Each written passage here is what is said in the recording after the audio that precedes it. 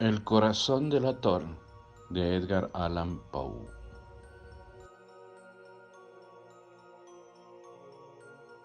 Es verdad, soy muy nervioso, horrorosamente nervioso. Siempre lo fui, pero ¿por qué pretendéis que esté loco? La enfermedad ha usado mis sentidos sin destruirlos ni embotarlos. Tenía el oído muy fino, ninguno le igualaba. He escuchado todas las cosas del cielo y de la tierra, y no pocas del infierno. ¿Cómo he de estar loco? ¡Atención! Ahora veréis con qué sano juicio, con qué calma puedo referirles toda la historia. Me es imposible decir cómo se me ocurrió primeramente la idea, pero una vez concebida, no pude desecharla ni de noche ni de día. No me proponía objeto alguno, ni me dejaba llevar de una pasión. Amaba al buen anciano, pues jamás me había hecho daño alguno, ni menos insultado. No envidiaba su oro, pero tenía en sí algo desagradable. Era uno de sus ojos, sí, eso es. Se asemejaba al de un buitre y tenía el color azul pálido. Cada vez que este ojo fijaba en mí su mirada, se me helaba la sangre en las venas y lentamente, por grados, comenzó a gemir en mi cerebro la idea de arrancar la vida al viejo a fin de librarme para siempre de aquel ojo que me molestaba. He aquí el quid. Me creéis loco, pero advertid que los locos no razonan. Si hubierais visto y con qué buen prejuicio procedí, con qué tacto y previsión y con qué disimulo puse manos a la obra. Nunca había sido tan amable con el viejo como durante la semana que precedió al asesinato. Todas las noches, a eso de las 12, levantaba el picaporte de la puerta y la abría, pero qué suavemente. Y cuando quedaba bastante espacio para pasar la cabeza, introducía una linterna sorda bien cerrada para que no filtrase ninguna luz y alargaba el cuello. ¡Oh! Os hubierais reído al ver con qué cuidado procedía. Movía lentamente la cabeza, muy poco a poco para no perturbar el sueño del viejo, y necesitaba al menos una hora para adelantarla lo suficiente a fin de ver al hombre echado en su cama.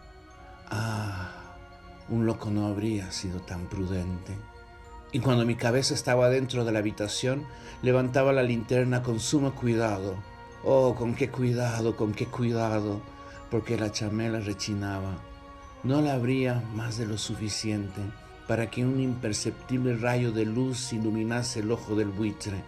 Hice esto durante 7 largas noches, hasta las 12, pero siempre encontré el ojo cerrado y por consiguiente me fue imposible consumar mi obra, porque no era el viejo lo que me incomodaba, sino su maldito ojo. Todos los días al amanecer entraba atrevidamente en su cuarto y le hablaba con la mayor serenidad, llamándole por su nombre con tono cariñoso y preguntándole cómo había pasado la noche. Ya veis, por lo dicho, que debería ser un viejo muy perspicaz para sospechar que todas las noches hasta las 12 le examinaba durante su sueño. Llegada la 8ª noche, procedí con más precaución aún para abrir la puerta. La aguja de un reloj se hubiera movido más rápidamente que mi mano. Mis facultades y mi sagacidad estaban más desarrolladas que nunca y apenas podía reprimir la emoción de mi triunfo. Pensar que estaba allí, abriendo la puerta poco a poco, y que él no podía ni siquiera soñar en mis actos. Esta idea me hizo reír, y tal vez el durmiente escuchó mi ligera carcajada, pues se movió de pronto en su lecho como si se despertase. Tal vez creeréis que me retiré. Nada de eso.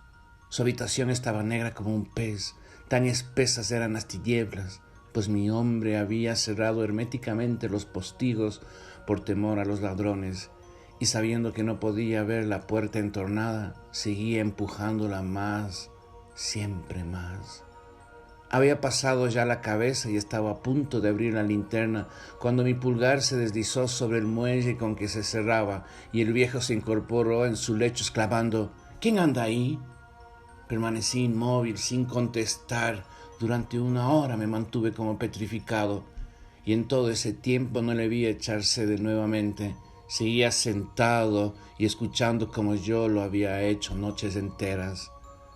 Pero he aquí que de repente oigo una especie de queja débil y reconozco que era debida a un terror mortal. No era de dolor ni de pena, oh no. Era el ruido sordo y ahogado que se eleva del fondo de un alma poseída por el espanto. Yo conocía bien este rumor, pues muchas noches a las 12, cuando todos dormían, lo oí producirse en mi pecho, aumentando con su eco terrible el terror que me embargaba. Por eso comprendía bien lo que el viejo experimentaba y le compadecía, aunque la risa entreabriese mis labios. No se me ocultaba que se había mantenido despierto desde el primer ruido. Cuando se revolvió en el lecho, sus temores se acrecentaron y sin duda quiso persuadirse que no había causa para ello, mas no pude conseguirlo. Sin duda pensó, eso no será más que el viento de la chimenea, o de un ratón que corre, o algún grillo que canta. El hombre se esforzó para confirmarse en esas hipótesis, pero todo fue inútil. Era inútil, porque la muerte que se acercaba había pasado delante de él con su negra sombra, envolviendo en ella a su víctima, y la influencia fúnebre de esa sombra invisible era la que se hacía sentir, aunque no distinguiera ni viera nada, la presencia de mi cabeza en el cuarto. Después de esperar largo tiempo con mucha paciencia, sin oírle echarse de nuevo, resolví entreabrir un poco la linterna, pero tan poco, que casi no era nada. La abrí cautelosamente, que más no podía hacer, hasta que al fin un solo rayo pálido, como un hilo de araña, saliendo de la abertura, se proyectó en el ojo del buitre. Estaba abierto, muy abierto, y no me enfurecí apenas le miré. Le vi como en la mayor claridad, todo entero con su color azul opaco y cubierto con una especie de velo hediondo que heló mi sangre hasta la médula de los huesos. Pero esto era lo único que veía de la cara o de la persona del anciano, pues había dirigido el rayo de luz como por instinto hacia el maldito ojo. ¿No os he dicho yo que lo que tomabais por locura no es sino un refinamiento de los sentidos? En aquel momento un ruido sordo, ahogado y frecuente, semejante al que produce un reloj envuelto en algodón, hirió mis oídos. Aquel rumor, lo reconocí al punto, era el latido del corazón del anciano y aumentó mi cólera, así como el redoble del tambor sobreexcita el valor del soldado. Pero me contuve y permanecí inmóvil sin respirar apenas y esforzándome en iluminar el ojo con el rayo de la luz. Al mismo tiempo, el corazón latía con mayor violencia, cada vez más precipitadamente y con más ruido. El terror del anciano debía ser indecible, pues aquel latido se producía con redoblada fuerza cada minuto. ¿Me escucháis atentos? Ya os he dicho que yo era nervioso y lo soy en efecto. En medio del silencio de la noche, un silencio tan imponente como el de aquella antigua casa, aquel ruido extraño me produjo un terror indecible. Por espacio de algunos minutos me contuve aún, permaneciendo tranquilo, pero el latido subía de punto a cada instante, hasta que creí que el corazón iba a estallar, y de pronto me sobrecogió una nueva angustia. Algún vecino podría oír el rumor. Había llegado la última hora del viejo, profiriendo un alarido. Abrí bruscamente la linterna y me introduje en la habitación. El buen hombre solo dejó escapar un grito, solo uno. En un instante le arrojé en el suelo, reí de contento al ver mi tarea tan adelantada, aunque esta vez ya no me atormentaba, pues no se podía oír a través de la pared. Al fin cesó la palpitación, porque el viejo había muerto. Levanté las ropas y examiné el cadáver. Estaba rígido, completamente rígido. Apoyé mi mano sobre el corazón y la tuve aplicada algunos minutos. No se oía ningún latido. El hombre había dejado de existir y su ojo desde entonces ya no me atormentaría más. Si persistís en tomarme por loco, esa creencia se desvanecerá cuando os diga qué precauciones adopté para ocultar el cadáver. La noche avanzaba y comencé a trabajar activamente, aunque en silencio. Corté la cabeza, después los brazos y por último las piernas. Enseguida arranqué 3 tablas del suelo de la habitación, deposité los restos mutilados en los espacios huecos y volví a colocar las tablas con tanta habilidad y destreza que ningún ojo humano, ni aun el suyo, hubiera podido descubrir nada de particular. No era necesario lavar mancha alguna, gracias a la prudencia con que procedía. Un barreno la habría absorbido toda, ja. Terminada la operación, a eso de las 4 de la madrugada, estaba aún tan oscuro como a medianoche. Cuando el reloj señaló la hora, llamaron a la puerta de la calle y yo bajé con la mayor calma para abrir, pues, ¿qué podía temer ya? 3 hombres entraron anunciándose cortésmente como oficiales de policía. Un vecino había escuchado un grito durante la noche. Esto bastó para despertar sospechas. Se envió un aviso a las oficinas de la policía y los señores oficiales se presentaron para reconocer el local. Yo sonreí porque nada debía temer, y recibiendo cortésmente a aquellos caballeros, les dije que era yo quien había gritado en medio de mi sueño. Añadí que el viejo estaba de viaje y conduje a los oficiales por toda la casa invitándoles a buscar, a registrar perfectamente. Al fin entré en su habitación y mostré sus tesoros, completamente seguros y en el mejor orden.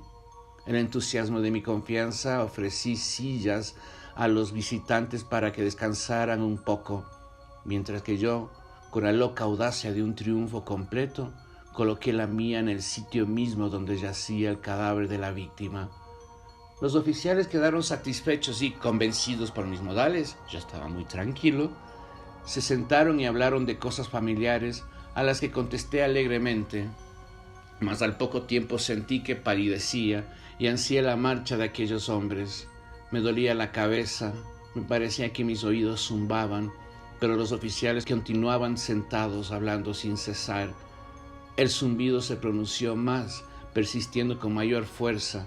Me puse a charlar sin tregua para librarme de aquella sensación, pero todo fue inútil y al fin descubrí que el rumor no se producía en mis oídos.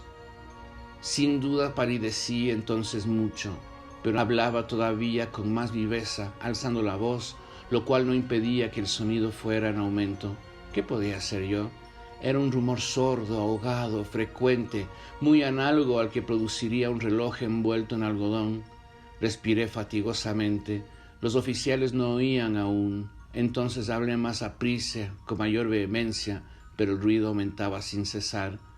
Me levanté y comencé a discutir sobre varias nimiedades, en un diapasón muy alto y gesticulando vivamente, mas el ruido crecía. ¿Por qué no querían irse aquellos hombres?